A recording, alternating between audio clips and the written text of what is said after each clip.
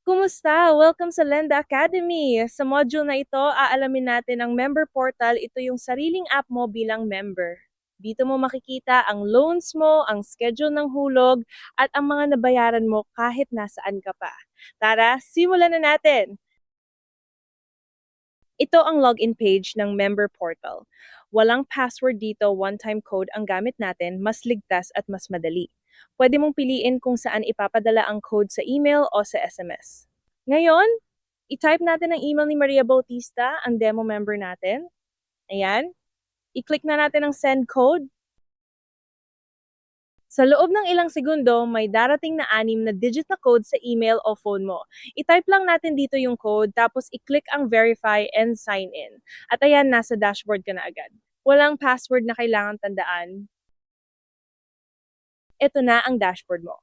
Sa Birding Hero sa taas, ang total outstanding ang kabuuang balanse ng lahat ng active loans mo, pati ang mga chip na nagsasabi kung ilan ang active na loan mo at ang member number mo.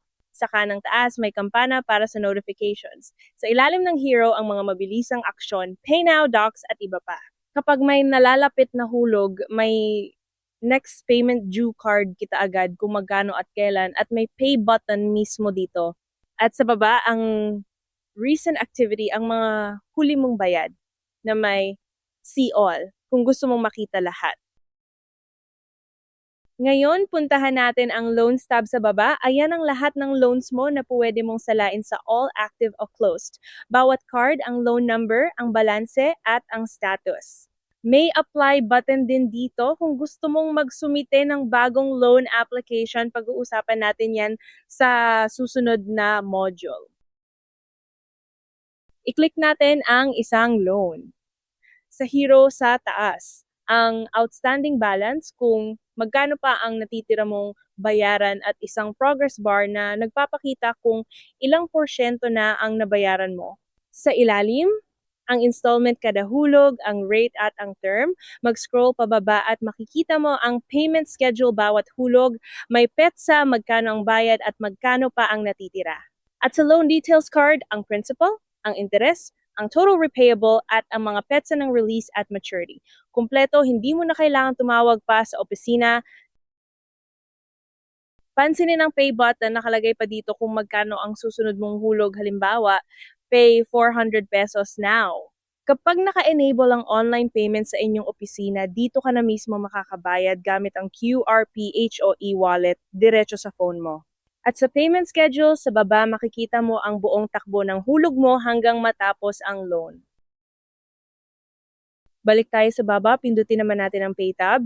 Dito ang kumpletong listahan ng lahat ng bayad mo. Bawat isa, may petsa, may payment number at kung saang loan napunta. Kaya kapag may tanong ka tungkol sa isang bayad, nandito lang lahat ng record mo. Punta naman tayo sa Profile tab. Dito makikita mo ang detalye mo bilang member, ang member number mo, ang status, at ang contact details mo. Kapag may kailangang baguhin, i-click lang ang edit, dadaan muna yan sa review ng staff bago ma-apply. Tapos, i-click natin ang notifications.